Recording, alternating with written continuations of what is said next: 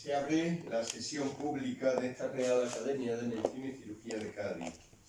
Tiene la palabra el ilustrísimo señor don Rafael Comino Delgado, académico numerario y catedrático honorario de obstetricia y ginecología, para pronunciar su conferencia sobre cáncer de cuello uterino, epidemiología y prevención. Y antes de que lo haga, les quiero agradecer su trabajo continuo por esta academia. Año tras año, el profesor Comino nos deleita con sus conferencias. No fallan.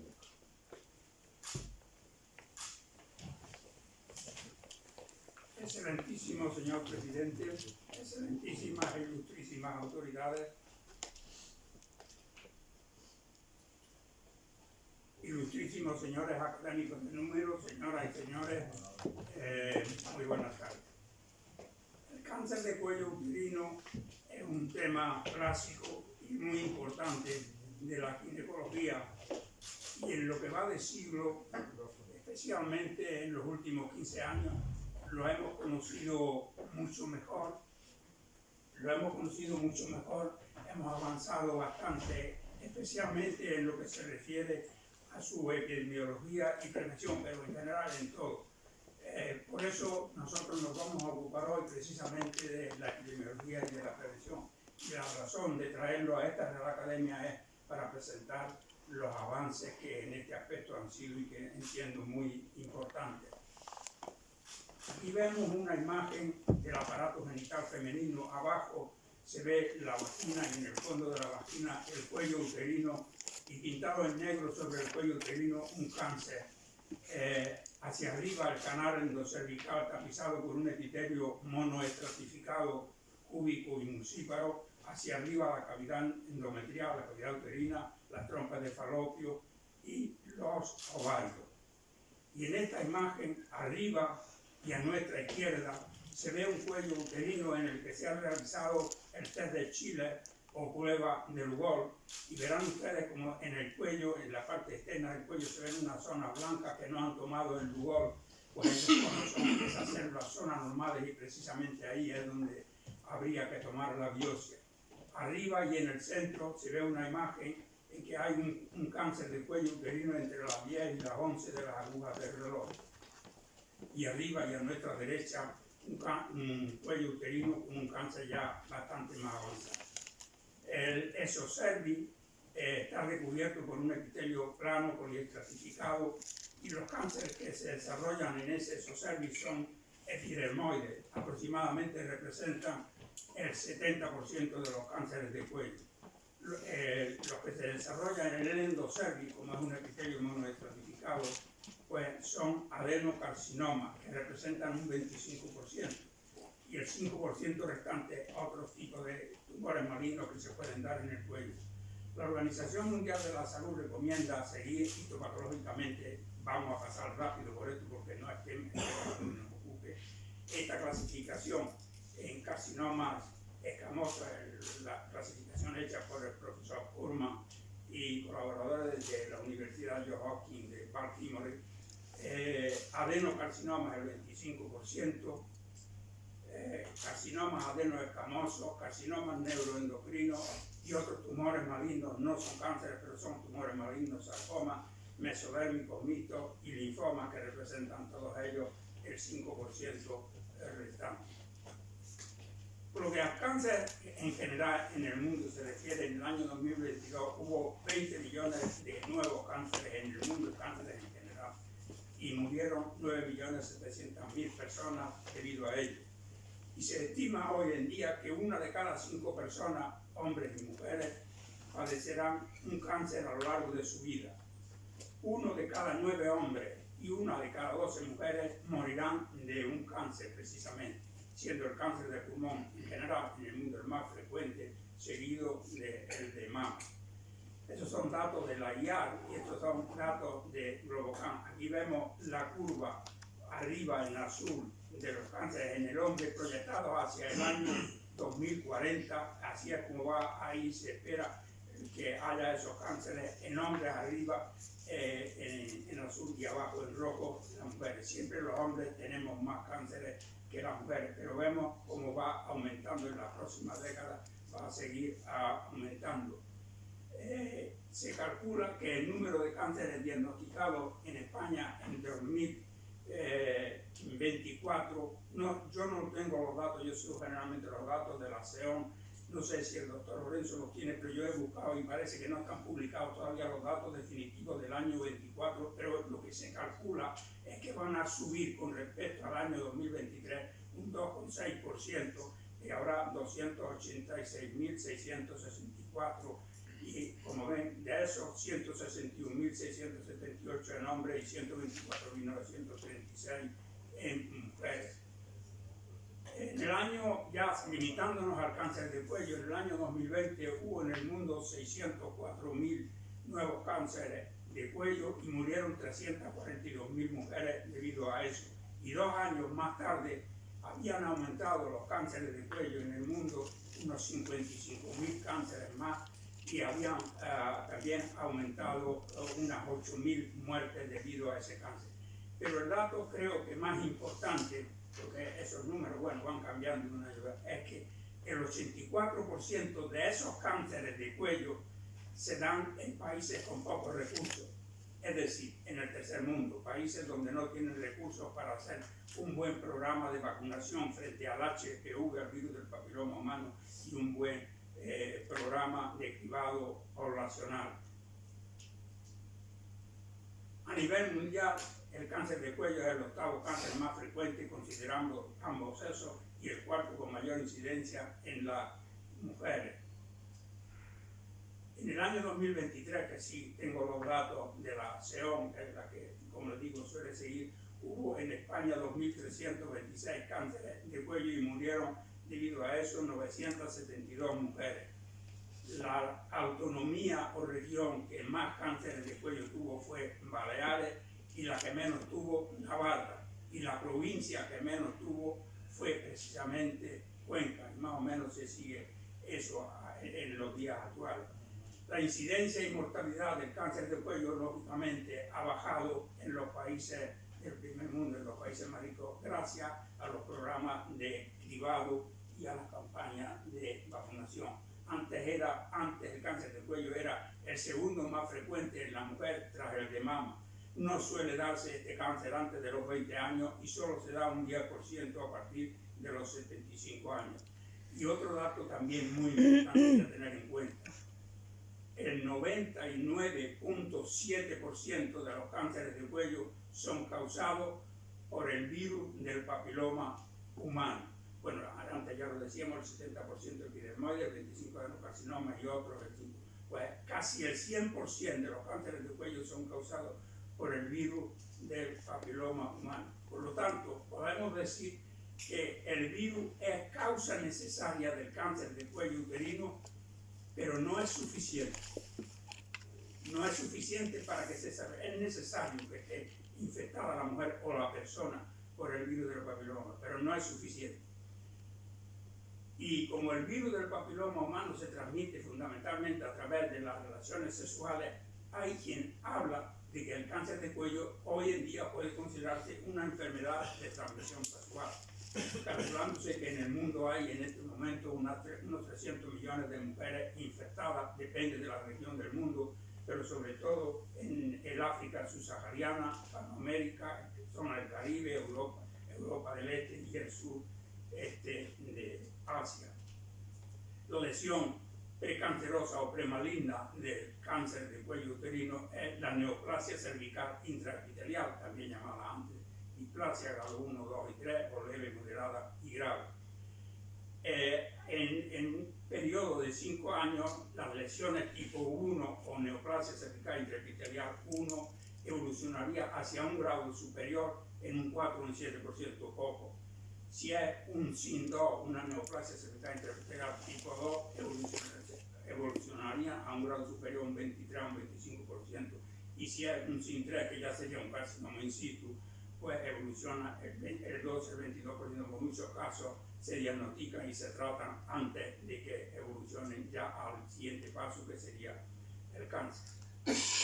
Como decíamos, el virus es condición necesaria, pero no suficiente. Necesita de los llamados cofactores, y si me permiten la expresión, factores que ayuden al virus a transformar la célula normal en una célula cancerosa. Pero para que el virus actúe, tiene la mujer que haber sido infectada por ese virus, y existen, por tanto, unos factores de adquisición de la enfermedad. Aquí tenemos el virus de género papilomavirus, hay más de 200 tipos genotipados ya. Tienen en la caside unos genes estructurales con unas proteínas de expresión tardía, la L1 y la L2, L1 y L2, y tiene unos genes no estructurales de expresión precoz, dentro de los cuales los importantes son la proteína E6 y E7, que son las oncoproteínas o proteínas que verdaderamente transforman la célula normal en célula cancerosa o célula típica. Y esto lo hace de distintas formas. Una de ellas es uniéndose la proteína E6 a la P53, o también llamada guardián del genoma, alterándola, porque la P53 interviene en el proceso de multiplicación de la célula, queda descontrolado al degradarla a la E6 y se multiplican las células sin control. Y la E7 se une a la proteína del tinoblastoma, que es un tumor supresor, al fin y al cabo igualmente la degrada. Pero también actúa provocando inestabilidad del genoma e inmortalizando la célula al activar la telomerasa, cosa que hace la proteína E6 del virus. Y no solamente provoca el cáncer de cuello, sino que provoca otras muchas patologías malignas. El cáncer de cuello uterino en el 99,7%, pero el cáncer de orofaringe en el 12%, el cáncer de ano en el 90%, el cáncer de cavidad oral en el 3%, el cáncer de vulva entre un 40 y un 46%, el cáncer de pene en un 40%, probablemente cáncer de conjuntiva del lecho uveal, de colon, recto, del tinoblastoma. También se ha hablado de que podría provocar algunos cánceres de mama, incluso algunos cánceres de ovario. Pero hay virus de esos más de 200 tipos genotipados que no son oncogénicos, provocan patologías, pero no patologías malignas. Por ejemplo, verrugas cutáneas, epidermidisplasia verruciforme, condilomas acuminados, verrugas genitales y papilomatosis respiratoria recurrente, que tiene especial importancia en el recién nacido, sobre todo en el lactante, porque es patología benigna, pero puede matar. Y de esto probablemente el doctor Ortiz no podría hablar mucho. Como decíamos, en más de 200 virus genotipados se les va dando el número, más de 40 afectan a la mucosa, el 16 y el 18 causan el 77% de los cánceres de cuello, que son los más oncogénicos, y el 20% lo causan el 31, el 33, 45, 52, 58. Ya tenemos, pues, por una parte 20% y otra 77%, el 97%.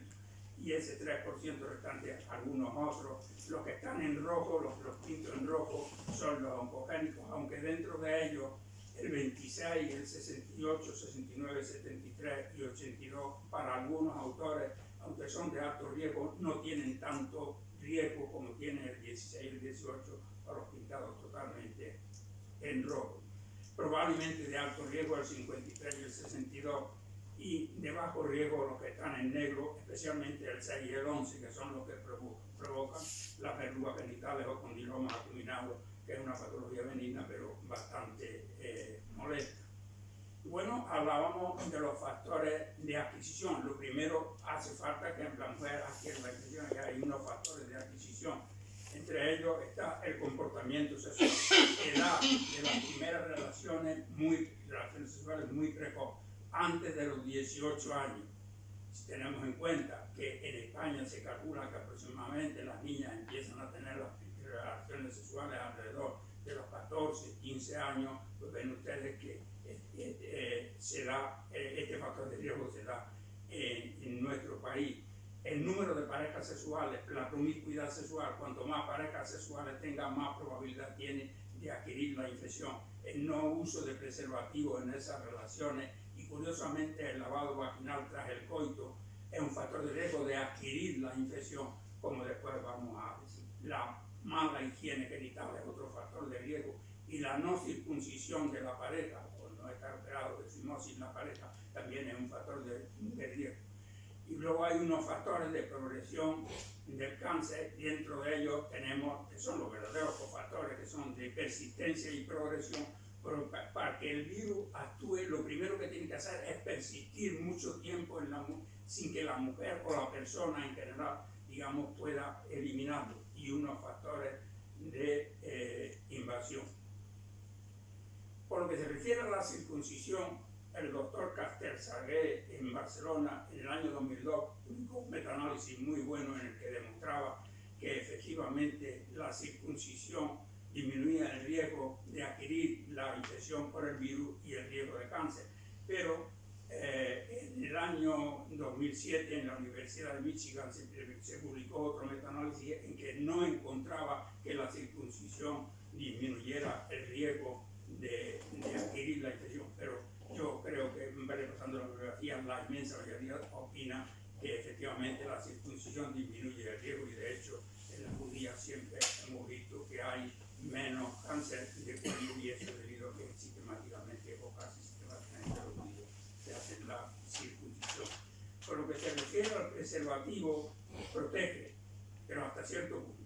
Protege en un 60%, nada más, aproximadamente un 60% según los clásicos y muy buenos estudios de Weiner del año 2006, pero hay un 40% en que no protege.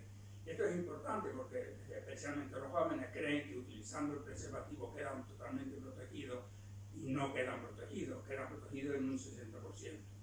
Y lo que sí está demostrado es que aquellas mujeres que ya tienen una lesión intraepitelial, una SIN, y por tanto están infectadas por el virus, si utilizan en las relaciones sexuales preservativo, esa lesión preneoplásica o preinvasora regresa antes que si no utiliza preservativo, y además la mujer elimina el virus antes que si no utiliza preservativo. Eso parece lógico, porque al no utilizar preservativo existe la posibilidad de que con el tiempo se vaya reinfectando cada vez más. Por lo que se refiere al lavado vaginal, que les decía, especialmente si es con algún producto químico, la razón es la siguiente: altera la microbiota de la vagina. En la vagina existen unos lactobacillus, especialmente el lactobacillus crispatus, que protege frente a la infección por el virus del papiloma humano, y existen también unos péptidos que protegen frente a esa infección. Claro, al hacer el lavado elimina ese lactobacillus y queda la mujer más expuesta, pero acá además al lavarse pueden provocarse pequeños microtraumas en el epitelio de la vagina y en el epitelio del cuello. A través de esos microtraumas penetra el virus y produce la infección. Pasando ya a los factores de persistencia y progresión, los hay puramente virales, intrínsecos de la propia mujer, genéticos o no, y extrínsecos o medioambientales. Por lo que se refiere a los virales, el 16 y el 18 sabemos que son los más oncogénicos. El 16 sobre todo es el que persiste más tiempo, y hay muchos estudios que así lo demuestran. En mayor riesgo las variantes no europeas parece que tienen mayor riesgo, y por lo que se refiere a la carga viral, pues hay estudios contradictorios. Hay estudios que dicen que a mayor carga viral, mayor riesgo de que la mujer sufra el cáncer, y otros no encuentran ese mayor riesgo. Pero parece lógico que a mayor carga viral, pues a la mujer le cueste más eliminar el virus y haya más riesgo de cáncer.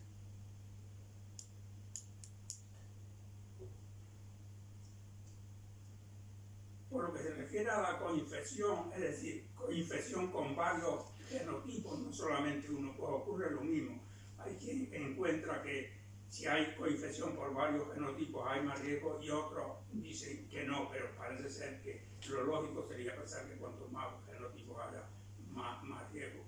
Que esté integrado o no esté integrado en el genoma de la célula. Normalmente en las lesiones de alto grado y en el cáncer invasor está integrado, pero no siempre. Por ejemplo, se describe que la proteína E7 del HPV16 extracelular, no estando integrada, podría alterar la respuesta inmune de la célula y favorecer así el desarrollo del cáncer. Y luego también tiene importancia el lugar por donde se integre el virus, el ADN del virus se integre en la célula. Esto parece que tiene importancia, parece que el 16 se integra por unos lugares, que es el que más persiste, se integra por unos lugares que se llaman los lugares comunes frágiles. Y por lo que se refiere a la genética de la persona, de la mujer, en este caso, pues influye la genética. Hay un estudio bastante bueno del año 2006 hecho en Suecia por Heiminki, en que estudiaban 9.000 mujeres que tenían hermanas con un cáncer de cuello, habían tenido un cáncer de cuello, y concluyó que la genética influía en un 64%. Y también existen determinados polimorfismos de determinados genes que pueden determinar la respuesta inmune de la persona, la producción de citoquinas, la producción de factores angiogénicos, del tumor supresor genes, y también polimorfismo del gen que determina la glutatión S transferasa. El IGF-1 es una hormona péptido que tiene alta actividad mitogénica y antiapoptótica, por lo tanto, altos niveles de insulin growth factor 1 podrían facilitar el desarrollo de cáncer. Y parece que en el cáncer del cuello esto puede ocurrir. Y luego tenemos, por supuesto, la capacidad de la persona, la mujer en este caso, para reparar el ADN de su célula alterado. Si tiene poca capacidad para repararlo, ese ADN, pues lógicamente tiene más riesgo de padecer el cáncer. Y un factor muy importante es la paridad. Haber tenido más de 2 partos, 3 partos o más, hay múltiples estudios que demuestran que aumenta el riesgo de cáncer. Todos estos estudios lo demuestran claramente. Y ustedes dirán, bueno, ¿y por qué? ¿Por qué aumenta el número de partos, el número de embarazos y partos? Porque cada vez que la mujer está embarazada, su organismo está sometido, está inundado por una gran cantidad de hormonas esteroides, estrógenos y progesterona. Y como después vamos a ver, un cofactor muy importante con el virus para que se transforme la célula en cancerosa son las hormonas esteroides. Y además de esto, en cada parto se producen pequeños desgarros en el cuello que tienen que repararse después. Y existe ahí lo que llamamos zona de transformación entre el epitelio monoestratificado del endocervix y el poliestratificado del exocervix, una lucha de epitelio para reparar esos desgarros. Y claro, en esa lucha de epitelio hay una gran actividad mitótica, se está multiplicando mucho las células, y cuanto más se multipliquen, más riesgo hay de que alguna se desvíe de la normalidad y acabe produciendo un cáncer. Y además esas células de lo que llamamos zonas de transformación tienen más factores, tienen más receptores de hormonas esteroides que, como hemos dicho, son un cofactor muy importante. ¿Y qué pasa con la obesidad? Pues también hay estudios que relacionan la obesidad con el riesgo de cáncer de cuello uterino, pero esto es lógico porque las personas obesas tienen más estrógenos, tienen más hormonas esteroides. Las mujeres que son obesas, en el tejido graso se produce por aromatización de la testosterona aumento de los estrógenos, y los estrógenos hemos visto que son un factor de riesgo. Algunos estudios encuentran un aumento de los adenocarcinomas de cervix en las mujeres obesas. Las mujeres obesas hemos dicho que tendrían más niveles de estrógenos, pero otros estudios no confirman que sea así. Y por lo que se refiere a los factores de persistencia y progresión, pues tenemos el más importante de todos, el cofactor más importante con el virus para que provoque cáncer, bien sea de cuello o bien sea de otro tipo, es el tabaco. Y también hay múltiples estudios en este sentido que lo han demostrado con claridad. Pero aumenta el riesgo del cáncer escamoso, epidermoide, pero no de los adenocarcinomas. Y el tabaco actuaría como un factor independiente y sinérgicamente actuaría con el virus. Pero no solamente en las mujeres fumadoras, ya estamos hablando de cáncer de cuello, sino también en las fumadoras activas, sino también en las fumadoras pasivas, es decir, en aquellas que están en un ambiente donde se está fumando. En el cuello se ha encontrado nicotina, el cuello uterino se ha encontrado nicotina y se han encontrado carcinógenos, pero muchos que tienen el tabaco y estos carcinógenos actuarían en el cuello facilitando el desarrollo del cáncer y la multiplicación celular. Y hay en el año 2010 se publicó un estudio en Taiwán interesante en que encontraba que aquellas mujeres que estaban lógicamente infectadas por el virus y trabajaban en cocinas muchas horas al día en la cocina expuestas a los vapores del aceite hirviendo, cocinas con mala ventilación, tenían más riesgo de padecer cáncer de cuello, pero no tenemos una explicación por qué esos vapores de cuello actúan como cofactor con el virus del papiloma humano. Y la inmunodepresión, pero bueno, la inmunodepresión sabemos que es un factor para desarrollar cáncer, no solamente del cuello uterino, sino de todos los cánceres. La persona que está inmunodeprimida tiene más riesgo de padecer muchas enfermedades, entre ellas de padecer el cáncer. La coinfección, además del virus del papiloma humano con clamidia trachomatis, pues parece ser que también es un cofactor importante de persistencia, sobre todo de la las células tumor de las células escamosas, no adenocarcinoma. Y otro tanto puede decirse por la infección con el esquitosoma hematobium, que favorece la persistencia del virus. Y ya sabemos, cuanto más tiempo persiste el virus, cuanto más tiempo tarde la mujer en eliminarlo, más riesgo habrá de que algún día aparezca el cáncer de cuello u otro cáncer. Con respecto a la nutrición como factor de riesgo y la dieta, pues hay bastantes estudios, pero no con un nivel de evidencia bastante alto. Quizás uno de los más consistentes sea este de la Universidad de Singapur, en que encuentra que aquellas mujeres que tomaron una dieta suplementada con polivitamínicos A, C y E y calcio tuvieron menos riesgo de tener lesiones de alto grado y por lo tanto también se deduce que de cuello. Y lógicamente falta de estos polivitamínicos pues sería un factor de riesgo. Y en el estudio europeo, en el estudio EPI, también se encuentra que la ingesta de 100 gramos diarios de fruta disminuye significativamente el riesgo de carcinoma in situ de cuello, por lo tanto de carcinoma invasor. Y la ingesta de 100 gramos al día de verdura lo disminuye, pero no lo disminuye significativamente. Este es un estudio hecho en Barcelona. Y estos son unos estudios muy interesantes hechos en Canadá por Pater, que hizo lo siguiente: hizo una transfección de ADN del HPV16 que hemos visto que es muy oncogénico en células de riñón de recién nacido, de hámster o de lactante de hámster, y las incubó con progesterona y con oncogen RAS, las incubó durante 2 o 3 semanas y en todas ellas hubo una transformación neoplásica. Hizo lo mismo y las incubó en lugar de con progesterona con 17 beta-estradiol. No hubo transformación neoplásica. Claro, esto dio a pensar inmediatamente que los estrógenos no eran un factor de riesgo, sino que era la progesterona. Sin embargo, hay otros muchos estudios en los que se ha demostrado que tanto el estradiol elevado como la progesterona tienen un efecto permisivo del crecimiento del cáncer, y el estradiol además actúa como antiapoptótico, impidiendo la muerte programada de las células anormales. También hay estudios en que se ha demostrado que las mujeres que tenían una lesión en el cuello, una lesión intraepitelial en el cuello, y se las trataba con óvulos de progesterona durante 6 meses, y a otro grupo que tenían la misma lesión no se las trataba, tardaba esa lesión en regresar, si es que regresaban más tiempo que las no tratadas. Luego de ahí se deduce que la progesterona también actúa como un factor juntamente o como cofactor con el virus.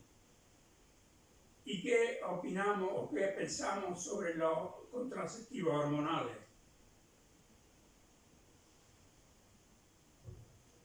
Yo creo que el estudio que definitivamente demostró, sin lugar a dudas, que los contraceptivos orales, la píldora anticonceptiva, tomada 5 años o más, es un cofactor muy importante con el virus, fue en este metaanálisis que hizo en Barcelona el doctor Moreno y lo publicó en el año 2002.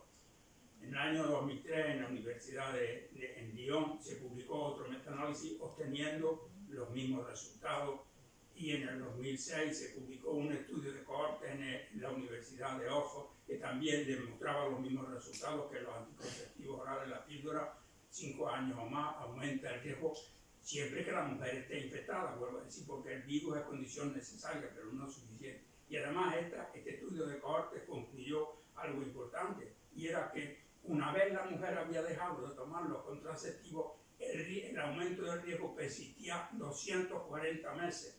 Pero, curiosamente, en la misma universidad hicieron otro estudio, un reanálisis de 24 estudios, y encontraron efectivamente que los contraceptivos aumentaban el riesgo, pero no duraba ese riesgo 240 meses, sino que a los 10 años había desaparecido ese aumento de riesgo provocado por los contraceptivos hormonales. Y en esta revisión de 2020 de la Universidad de Pisa se concluye definitivamente el riesgo del cáncer de cuello invasor aumenta con el uso de la píldora anticonceptiva, tanto para el epidermoide como para el adenocarcinoma, para los dos los aumentos. Y estos estudios que ponen en esta curva son estudios de la IARC, la Agencia Internacional para las Investigaciones contra el Cáncer. Vemos que a partir de los 5 años va aumentando, y cuantos más años pase, más va aumentando. También se han hecho estudios con algunas hormonas que se han utilizado como contraceptivos, y se utilizan, pero se utilizan muy poco, como el acetofénido de dihidroxiprogesterona, el acetato de medroxiprogesterona, y hay dudas sobre si aumentan el riesgo o no, pero probablemente son hormonas esteroides y también lo aumentarán. ¿Y cómo aumentan los anticonceptivos hormonales el riesgo de cáncer de cuello? Pues de distintas formas.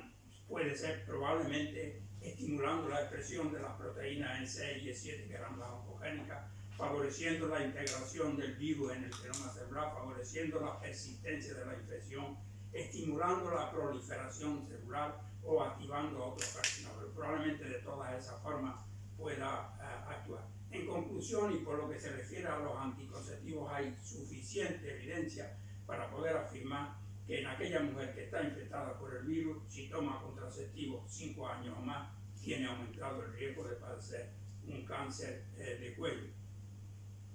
Pero claro, la mujer toma hormonas esteroides cuando toma contraceptivos, pero también la toman la mujer menopáusica. La mujer menopáusica, para tratar los sofocos, sobre todo, toma estrógeno, progestágeno. Y hay un estudio que es randomizado, de la parte del estudio White, ampliamente conocido, en que mujeres que estaban tomando 0,625 miligramos de conjugados equinos, estrógenos conjugados equinos, más 2,5 miligramos de medroxiprogesterona acetato, aumentó el número de citologías anormales, cirugías que decían tenían lesiones de bajo grado o eran ACU, pero en definitiva eran células anormales. La incidencia de los adenocarcinomas de cuello, que hemos dicho que representan el 25%, ha aumentado mucho en los últimos años. Cuando yo estudiaba la ginecología en los años 60, había como mucho un 5% de los cánceres de cuello eran adenocarcinomas, como mucho un 5%. Y hoy ya hemos visto que están en el 25%. ¿Y eso a qué se debe? Pues probablemente al virus, también al virus del papiloma humano, pero sobre todo se le atribuye a las hormonas, a que antes las mujeres tomaban mucho menos con la píldora anticonceptiva, no tomaban hormonas para la menopausia, y por otra parte había menos mujeres obesas, y ya hemos visto que la obesidad aumenta las hormonas tiroides, pero un cofactor muy importante, y a eso es a lo que se atribuye ese aumento de los adenocarcinomas en el cuello. ¿Y qué ocurre con la contracesión mediante el DIU, el dispositivo intrauterino? Pues también el doctor Carter-Salguet hizo un estudio que publicó un metaanálisis en Barcelona y demostró que la anticoncepción con el dispositivo intrauterino disminuía el riesgo de los adenocarcinomas de cuello. Eso en el año 2006. Y en el año 2011 publicó otro estudio en que demostraba que no solamente disminuía el riesgo del virus de los adenocarcinomas, sino también de los carcinomas epidermoides, es decir, que disminuye el riesgo, el DIU, el dispositivo intrauterino, disminuye el riesgo del cáncer de cuello. Y en esta revisión del año 23 concluye diciendo tanto el DIU de cobre, solamente de cobre, como aquel que lleva carga con levonorgestrel, que es un progestágeno, disminuyen el riesgo de cáncer del seno uterino. ¿Y cómo lo hace? ¿Qué explicación le han dado? Pues la explicación es la siguiente. El DIU lleva un hilo para extraer lo que queda en el canal endocervical. Para extraer el DIU, cuando se quiere extraer, se coge con una pinza de ese hilo que queda en el canal endocervical, se tira y se extrae. Y se piensa que ese hilo en el canal endocervical provoca una inflamación crónica en el cuello que eliminaría el virus si es que ese virus llega, o impediría que ese virus actuara si es que llega. Esa es la explicación que le han dado. ¿Y qué pasa con el alcohol? Si la mujer está infectada por el virus y bebe alcohol, pues tenemos un estudio que se publicó, un estudio sueco que se publicó en el año 2001 y que lo presentamos aquí el año pasado cuando hablamos de la relación del alcohol con los cánceres de cuello, y no encontraba relación, pero después ha habido una revisión bastante posterior, el 23, en que sí encuentra que el alcohol aumenta el riesgo de cáncer de cervix si la mujer está infectada por el virus, lo cual es lógico, porque la persona que bebe también tiene aumentados los estrógenos, puesto que el alcohol tiene que metabolizarse en el hígado y los estrógenos también en el hígado, y aumentan los estrógenos, y esto hace que aumente el riesgo de cáncer de cuello. Por lo que se refiere a factores de invasión, no podemos aportar nada más por lo que se refiere al cáncer de cuello que lo que sabemos la invasión de cualquier otro cáncer, pero sí sabemos que aquí existen unos siguientes pasos, los 4 pasos siguientes. Primero, que la mujer se esté infectada por el virus. Luego, que esa infección persista tiempo, que la mujer no la pueda eliminar pronto, persista tiempo. Cuanto más tiempo persista, más probabilidad tiene de alterar la célula. Y después que un clon de esas células que están persistentemente infectadas se transforme en célula atípica, célula anormal, ya tendríamos la SIN, es decir, la neoplasia cervical intraepitelial, y luego la rotura de la basal. Una vez ya rota la basal, ya las células esas anormales pasan ya a todo el organismo. La infección del tracto genital por el virus del papiloma humano es muy frecuente, de tal manera que se puede decir que el 80% de aquellas personas sexualmente activas a los 50 años de edad ya han estado en contacto con el virus, lo habrán eliminado o no, pero ya han sido infectadas, que hay muy pocas que no se infectan.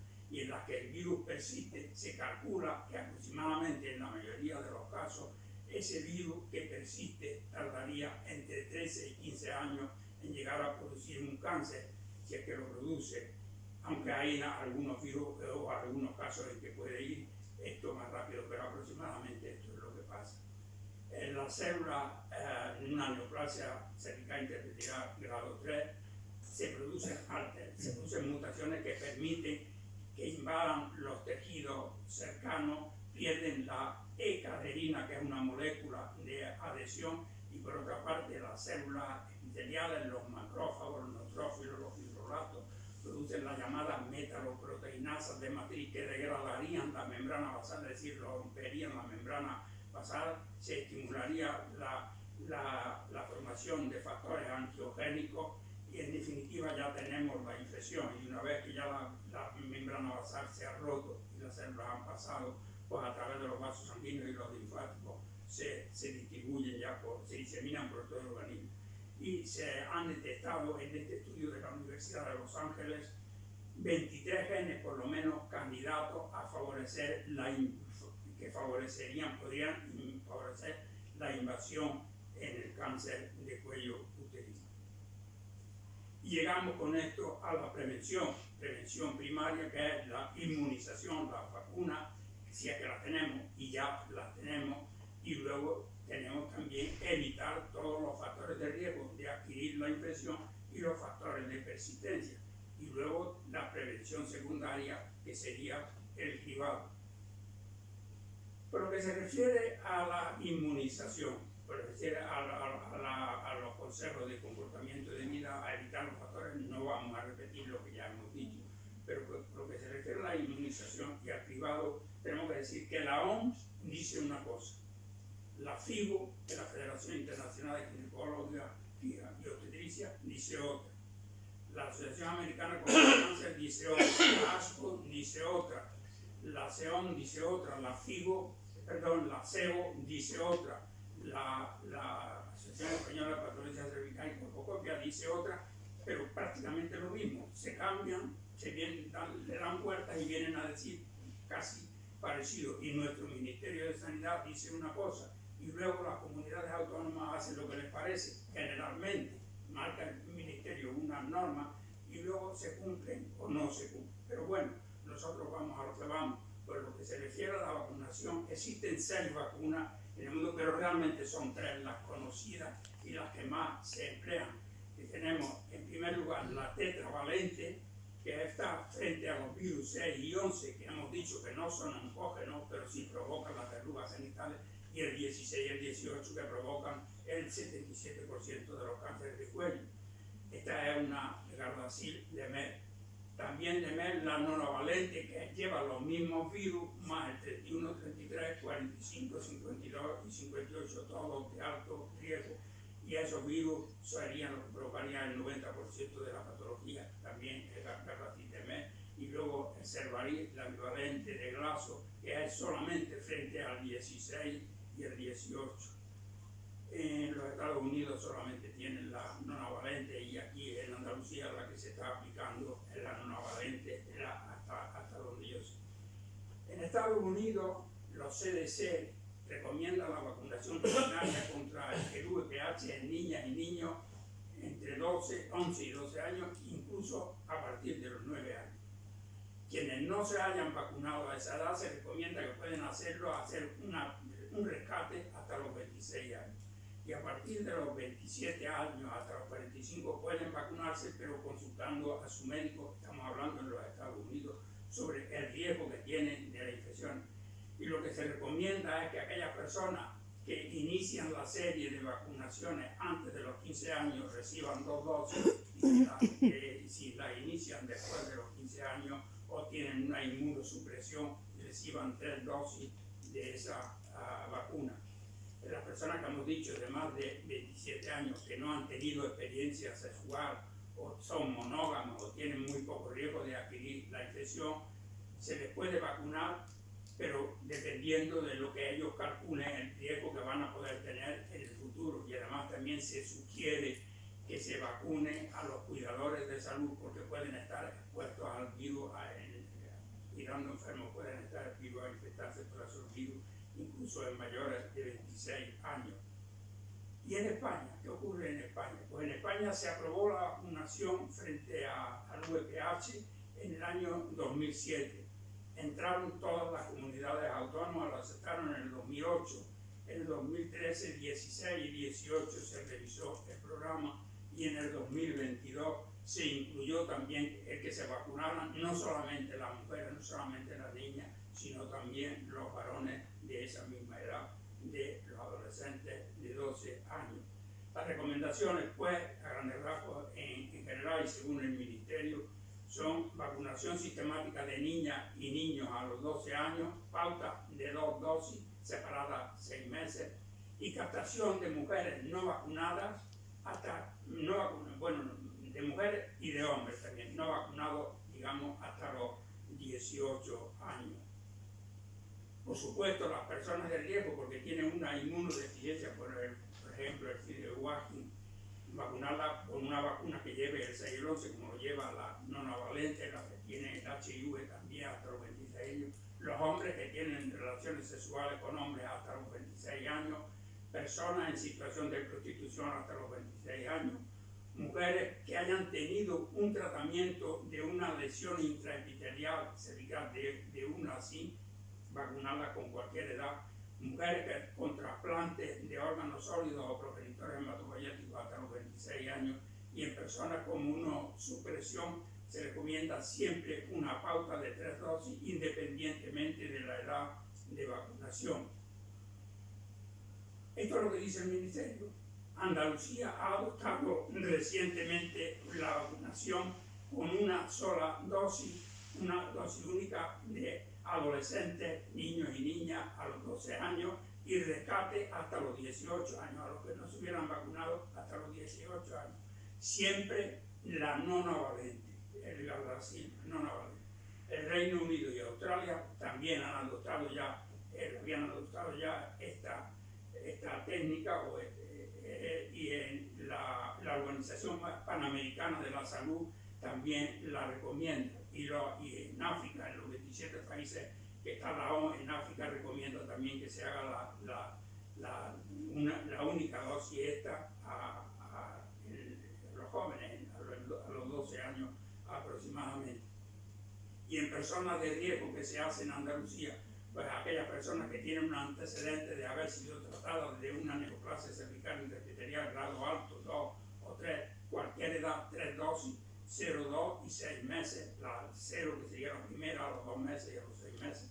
Personas que tienen síndrome de Watkin, que es una inmunodeficiencia, como hemos visto, también cualquier edad, 3 dosis, 0, 2 y 6 meses, y la que tiene VIH hasta los 45 años, 3 dosis, 0, 2 y 6 meses, y se piensa que la respuesta a esa vacuna será tanto mejor si esa persona está en tratamiento antirretroviral y tiene niveles de CD4 superiores a 200 células por mililitro cúbico.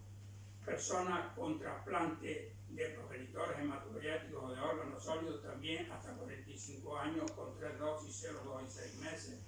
Y hombres que tienen sexo con hombres hasta 26 años con una sola dosis, de 26 a 45 con 2 dosis, 0 y 6. Y personas en situación de prostitución también hasta 26 años una dosis y hasta 45 2 dosis, 0, 6 meses. Y llegamos al cribado. El cribado que se hará mediante citología, mediante la determinación de ADN del virus del papiloma humano en el cuello o ambas cosas. ¿Qué es lo que se hace en España, o se recomienda en España? Mujeres, que se haga el cribado entre mujeres entre 25 y 65 años. Y a los 65 años, si es normal, que salga ya de ese cribado. Ya ahí se termina el cribado, con unas condiciones que después diremos. ¿Y cómo se hace? Pues entre 25 y 34 años, una citología cada 3 años. Y entre 35 y 65 años, hacer una prueba de ADN del virus. Lógicamente se hace una genotipación del virus oncogénico cada 5 años. Si la prueba de VPH, esa prueba no está disponible, no se dispone de ella, pues se puede seguir con la citología, pero cada 3 años.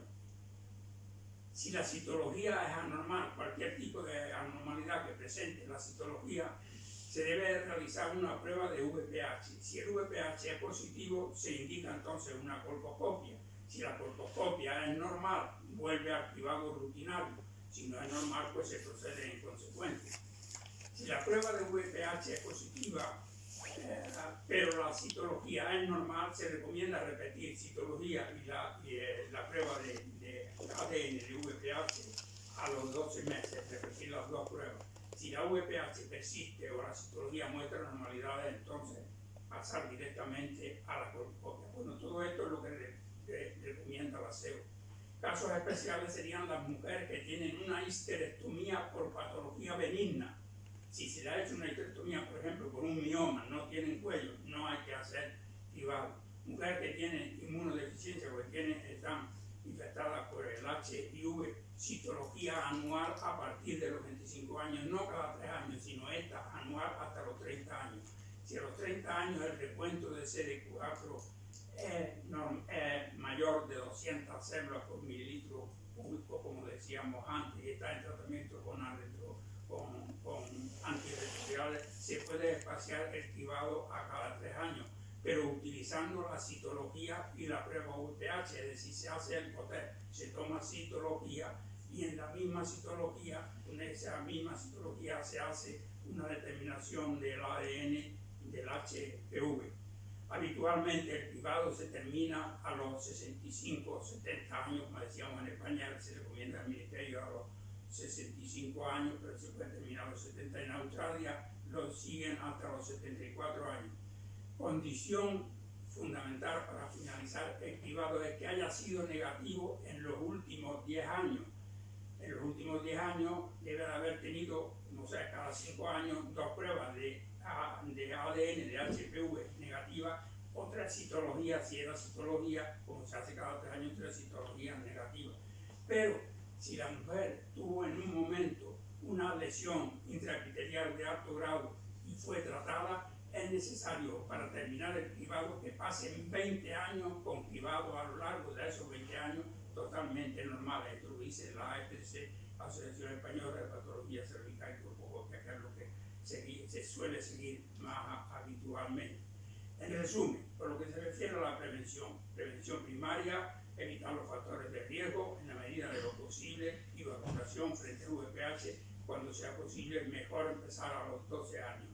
Y prevención secundaria, diagnóstico precoz, entrar en el programa de cribado poblacional cuando le corresponda. Yo tengo que decir que estaba hablando con mi médico de cabecera y me dice que en los centros de salud allí llaman cuando toca vacunarse, tanto a las niñas como a los niños, a las personas les toca vacunarse, les llaman, y para el cribado igualmente le llaman cuando tiene que someterse al cribado. La OMS propone que para el 2030 se vacune el 90% de las niñas antes de los 15 años, antes de que cumplan 15 años. Estoy hablando del mundo. Que se cribe el 70% de las mujeres, que se vacune el 90% de las niñas, y estamos hablando del mundo. Que se cribe el 70% de las mujeres y que el 90% de las mujeres con cáncer de cuello uterino reciban un tratamiento adecuado. Y yo interpreto como adecuado, correcto. Y digo que me da la impresión de que para 2030 esto no se va a cumplir, pero casi con toda seguridad. Y finalmente decirles que dentro de un mes y unos días, el día 26 de marzo, es el Día Mundial de la Prevención del Cáncer de Cuello. Muchas gracias.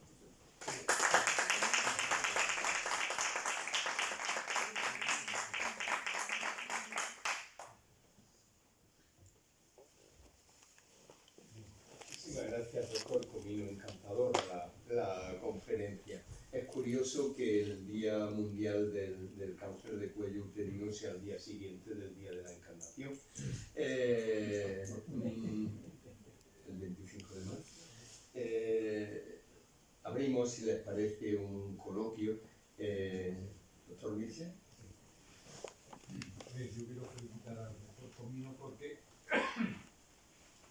ha hecho una magnífica exposición y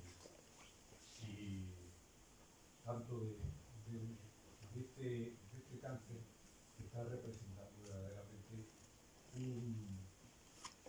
un problema. Quiero recordar que ahora mismo es el 4º cáncer que tenemos en Hortaleza. Evidentemente ha hecho un estudio magnífico sobre la carcinogénesis y también ha hablado de los cofactores. Últimamente se está muy interesado en el estado proinflamatorio, que lo han nombrado antes, con los lactobacilos, que la pérdida de los lactobacilos por diferentes razones y sustituido por gérmenes, incluso procedentes del intestino, puesto que estamos en una zona perianal, no hay que olvidarla, produce una disbiosis, citoquinas y tal, y algunos autores están defendiendo la posibilidad de utilizar ese estado proinflamatorio en el cribado también, y se está trabajando, parece, que obtener marcadores que nos digan qué estado tiene, porque puede intervenir, como también lo ha dicho, en la malignidad del cáncer.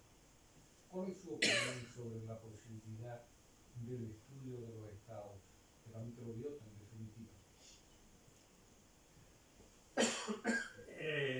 Con respecto a la microbiota, yo podría decirle, y no son palabras mías, sino de un catedrático de la Universidad de Navarra, que estamos en pañales hablando de la microbiota hoy en día. Sabemos, se habla muchísimo de la microbiota, para todos se habla de la microbiota, se conoce más la microbiota intestinal, conocemos la microbiota vaginal, etcétera, pero estamos vaginales, es decir, sabemos muy poco.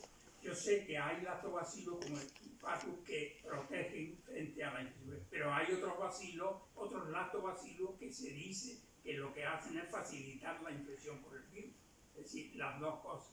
Y que evidentemente que pueden pasar gérmenes de la microbiota intestinal a través de la pasada. Yo, si quieren que les diga mi opinión, es que no tengo una opinión clara, porque hay tanto, pero cosas que sean verdaderamente probadas contundentemente, que se diga, esto es así y está demostrado, pues realmente no lo hay. Es muy probable que sí, pero probado yo no conozco estudios contundentes que lo hayan demostrado sin lugar a dudas. No sé, estoy de acuerdo con eso. ¿Me permite una cosa? Eh, yo no sé de microbiota vaginal nada, pero es muy curiosa la situación que ocurre con la microbiota intestinal.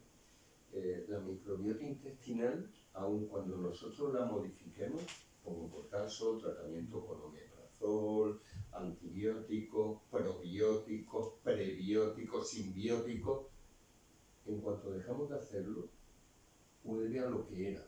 Quizá no vuelva a lo que era a nivel de especie o de género incluso, pero a nivel de filo vuelve sistemáticamente a lo que era, y además en cuestión de semanas. La impresión que da es que nuestra microbiota intestinal está tan adaptada a nosotros y nosotros a nuestra microbiota que prácticamente nosotros seleccionamos aquello que queremos o no queremos, o los microbios nos seleccionan a nosotros. Entonces, no tengo muy claro, repito, no sé nada de microbiota vaginal, pero no tengo muy claro si las modificaciones inducidas por el médico de la microbiota vaginal pudieran ejercer un efecto permanente. Desde luego, a nivel intestinal parece que no. Pregunto, yo ya puedo preguntar. Hombre, Por lo que se refiere al cáncer al microbiota intestinal y al cáncer de colon. O sea, que ha hecho trasplante de heces para trasplantar microbiota. ¿Qué resultados ha dado? para el cáncer de colon, ¿no? Para evitarlo, para cambiar la microbiota intestinal, hacer un trasplante de heces. El trasplante de heces se ha usado fundamentalmente en una situación, y desde luego ahí ha funcionado de maravilla, que en la toxinfección por Clostridium difficile. En esa situación, el trasplante de heces de sujeto normal, sí, claramente mejora la situación tanto como pudiera ser la fidasomicina. Lo que quiere decir, Perdón, doctor Comino, pero la toxinfección por Clostridium difficile es una situación temporalmente limitada. Una vez que tú lo has resuelto, es como cuando tú tratas una neumonía, no necesariamente vas a tener obligatoriamente otra. Quiero decir, que vuelve a tener tu misma flora. Ahí es donde iba. El trasplante se modifica, pero la modifica transitoriamente. Esto es. Yo creo que probablemente en la vagina también sea un lactobacilo en la vagina se ha relacionado que aumenta la infección por el periodo y que aumenta también el adenocarcinoma de endometrio. Pero eso es que se ha dicho, pero no hay un estudio que lo haya confirmado. Este estudio está rigurosamente hecho con un nivel de evidencia y demuestra que es así, pero también se ha dicho. Y probablemente ocurra lo mismo, que se altera la microbiota, pero la microbiota con el tiempo vuelve otra vez a ser, porque la microbiota va a depender de muchos factores, el estilo de vida que tenga esa persona, la dieta que tenga esa persona y muchas más cosas. No, para terminar únicamente, o sea, estoy totalmente de acuerdo. Lo que pasa es que el tema de la microbiota vaginal está ahora recientemente. Los trabajos más interesantes que hay son del año 22 por el Imperial Hospital de Vigo, porque lo estaba revisando todo. Porque entre otras cosas me interesa mucho el tema. Y son muy recientes. Lo que se trata es no de decir que que el que tenga la microbiota va a tener un carcinoma o tal, no. Lo que se trata es, fundamentalmente lo que estamos buscando es si aquello es un factor pronóstico en el cual el desarrollo del cáncer, por decirlo así en palabras maestras, se acoge mejor y va a proliferar, va a ser un cofactor que va a hacer el incremento de malignidad de ese tumor.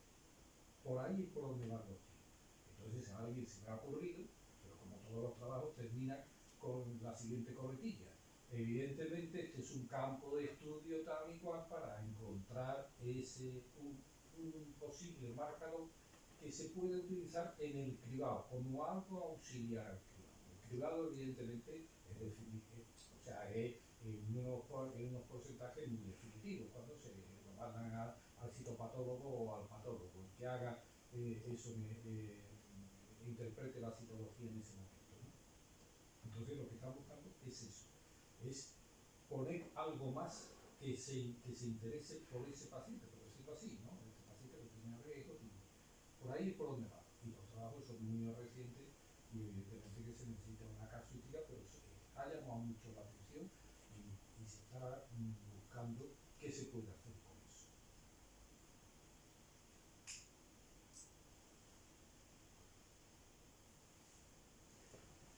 Yo quisiera, aparte de darle las gracias y darle la buena al profesor Comino, hablar de lo bien que estamos a nivel de vacunación en Andalucía. En los últimos años ha pegado un impulso enorme y Andalucía se ha puesto por encima de otras comunidades mucho más ricas y más representativas.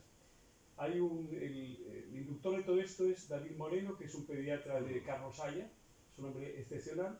Y quiero decir que Andalucía siempre, en el tema del VPH, pues apostó por la vacuna, inicialmente la Gardasil 4, en lugar de la Cervarix, que eran las 4 valentes. Y que últimamente, cuando ha sido recomendada cambiarla a la 9, a la Gardasil 9, se ha implantado. Y que, por supuesto, ya actualmente en Andalucía se ponen también las vacunas a los varones, que son los causantes de que la mujer quede infectada. Simplemente eso. Gracias. Doctor Ortiz también. Sí.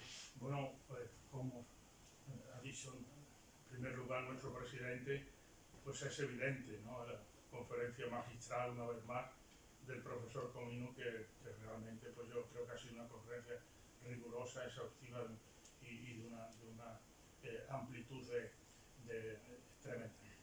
Yo tenía varias cuestiones, ¿no? Una de ellas en relación con la nutrición.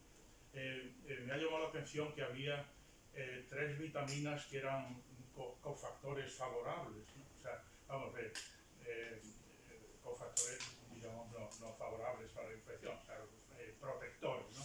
Que era la vitamina A, la vitamina E y la vitamina C. Es decir, que son vitaminas antioxidantes en la biología, ¿no? Y no veo que estuviera ahí la vitamina D, con todas las connotaciones que está teniendo esta vitamina en toda la génesis de las cuestiones, digamos, oncogénicas, ¿no? Eso por una parte, ¿no? Y por otra parte, yo no conozco ningún caso curioso, ya he leído algunas cosas recientemente de obesidad infantil. Entonces, no sé yo si realmente antes de la época de la vacunación la obesidad como pandemia del siglo XXI, ¿no? Pues en los chicos ya adolescentes, etcétera, que no sé si realmente, yo lo desconozco, si realmente en esa población de chicos ya adolescentes, más 18 años, etcétera, pues tuvieran una mayor incidencia de infección por el virus del papiloma en relación, o por lo menos una mayor contaminación, ¿no? Que en relación a la población no obesa. Sí, pero bueno, la obesidad no es un factor de adquisición de la enfermedad, sino un factor de que cuando ya está infectada persista el virus. No es de adquirirlo, sino de que persista el virus. evidentemente, si ya tiene el virus y es obeso, la persona es obesa, no nos digamos al varón, no le digamos a la mujer, ¿no? Si es obesa, el factor de riesgo lo tiene por ser obesa por el aumento de las hormonas esteroides, porque va a tener un aumento de las hormonas esteroides, y el factor ya lo tiene. El factor de persistencia, que es el que a nosotros, digamos, no importa, pero no influye como factor de adquisición. Y con respecto a la vacunación y tal, pues realmente lo que ha hecho el doctor Cubillana es totalmente de acuerdo, ¿no?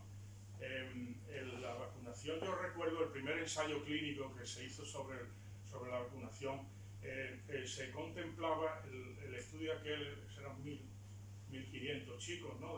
Más o menos, que se contemplaban de los 9 a 14 años la vacunación del virus del papiloma. Entonces, yo siempre me llamó la atención y lo comenté cuando había congresos de vacunas, a los expertos y tal, que se me ocurría que no es lo mismo vacunar a una chica de 9 años que a un chico de 14 años. Y en el sentido de que a los chicos ya de 13 o 14 años, pues las relaciones sexuales se están adelantando de una manera tremenda, ¿no? De tal manera que hay algún estudio ya hecho hace mucho tiempo, el profesor Carrión, ¿no? de Jerez, que hizo un estudio sobre el tema del comportamiento sexual de los chicos en una población de Jerez, ¿no? Y llegaba ya hace unos años, hacia hasta los 13 años había algunos chicos. Me refiero que yo entendía que los 14 años no era lo mismo que los 9 años. ¿Por qué? Digo, ¿por qué no hacerlo en las chicas que tienen 9 años? En este momento las recomendaciones son 12 años. Pero bueno, ¿por qué no hacerlo en la de 9 años? Con lo cual se plantea el planteamiento que tienes que hacer a la familia cuando vacunas a un chico de 12 años, pues se generan también ya, hay unas situaciones en las que hay que especificar muy claramente, ¿no? Que esto no es un protector de las transmisiones de infecciones de transmisión sexual, que no le va a proteger, le va a proteger del virus del papiloma, pero no de otras circunstancias. Con lo cual eso es tremendamente importante. La infección por el virus del papiloma es la infección de transmisión sexual más frecuente, ¿no? Más que la clamidia. Bueno, ahora ya con la vacunación, efectivamente, pues yo creo que este tema afortunadamente se va a hacer. Pero mi opinión todavía sigue siendo la misma, ¿no? Yo recuerdo que argumentando esto que estoy exponiendo, yo leí un informe exhaustivo en Estados Unidos, que se hizo una publicación sobre 100 o 300 páginas, donde se hacían unas entrevistas a los padres y allí se demostraba un poco un rechazo de una proporción importante de padres que rechazaban el tema de la vacunación ya en esas edades de los 13 o 14 años por el comportamiento, digamos, que cómo aceptaban los chicos exactamente la información que se les transmitía. Y un tema importante, ¿no? Con lo cual yo en este momento, pues bueno, yo no soy ni vacunólogo ni experto en estos temas, pero se me ocurre desde el punto de vista de la lógica que si se pudiera vacunar en lugar de a los 12 años, se fuera adelantando. De hecho, por ejemplo, estos comentarios que yo estoy haciendo, pues los expertos en vacunas en España, en nuestra asociación, pues ya me dieron la razón, pero al cabo de los años. Es decir, que se fue bajando desde los 14 a los 13 y ahora está en los 12 en España, ¿no? ¿Por qué no ponerla a los 9 años? Pregunto. Vamos, yo estoy seguro que se va a poner. En este momento la recomendación es a los 12. Yo estoy seguro que se va a poner. A ver, si es que lo ha comentado el doctor Comino con anterioridad y usted ahora mismo, ¿no? El inicio de la actividad sexual se está adelantando progresivamente y en consecuencia la lógica indica que debemos adelantar también la serie de medidas que hacemos para evitar enfermedades de transmisión sexual.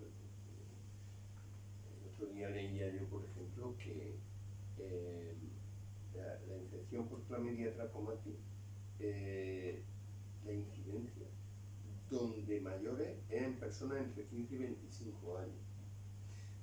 A ver, es curioso, ¿no? Porque la de gonococo o la de sífilis no lo es, prolonga hasta los 45, ¿no? 25 a 45 años. Pero clamidia ya a los 15 años hay muchísimos casos. Entonces, claro, si estás pensando, y eso porque estás analizando adultos, porque no están metiendo en los estudios, y adultos es todo aquel de más de 16 años, porque no están metiendo a niños. Yo creo que vamos, no va a tardar. Y además es lo que decía el doctor García Cubillana, ¿no? Andaba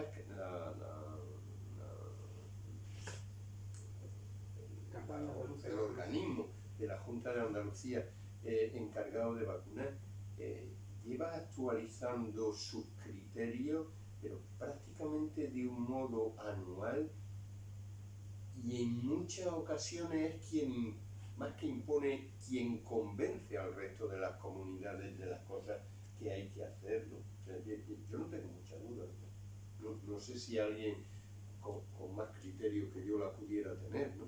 Bueno, los CDC en Estados Unidos decían 12 años, pero pueden empezar a los 9. O sea que allí a los 12, pero si piden la vacuna a los 9, te la van a los 9. Entonces, yo no recuerdo la reunión que tuvimos en Sevilla sobre el proceso de cáncer de cuello. Se llegó a comentar la posibilidad de que una edad cercana a la menor, que podía ser un momento ideal para poner la vacunación sobre todo orientada a las mujeres, ¿no? Lógicamente, ¿no? Y entonces ya la niña se transforma en mujer, y entonces por eso puede estar indicada a los 12 años como recomendación potente, ¿no? Que se puede vacunar antes, lógicamente sí, como dice Rafael, ¿no? Sí, apostillando lo que decía el presidente, que por ejemplo Andalucía ha sido gratuita la vacuna del meningococo B, que es una vacuna muy cara, por encima de 100 euros, que son varias dosis, antes que la Comunidad de Madrid, por ejemplo. Sí. Y después, apostillando lo que dice el doctor Joaquín Corriz Tardío, que para que un niño o una chica quede protegido requiere 2 dosis. Y se pone la segunda dosis entre los 6 y los 12 meses. Con lo cual está justificado, como estamos hablando, de intentar adelantar la edad de vacunación, para que haya una protección total frente a esos virus.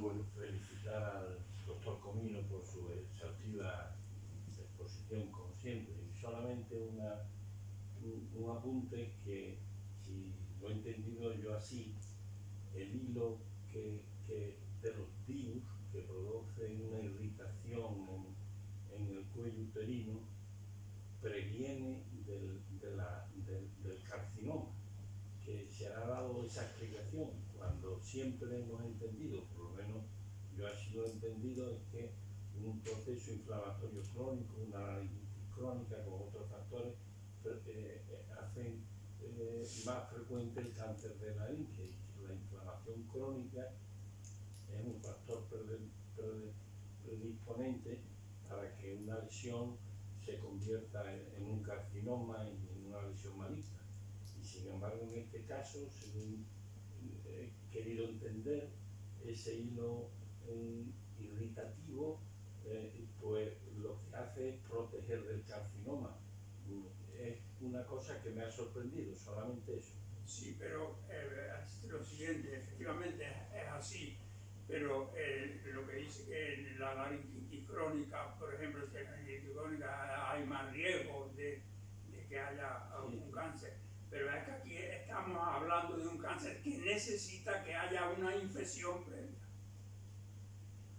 y lo que hace es impedir que asiente la infección esa, que es condición, hemos dicho, condición necesaria.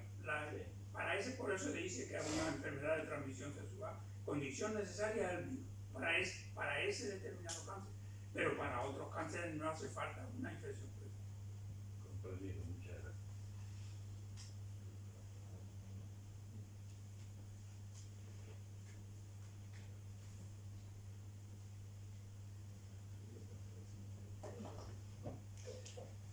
Una vez más, doctor Comino, muchas gracias por su generosidad y por la excelente conferencia que usted ha proporcionado. Nada más, levanta la sesión.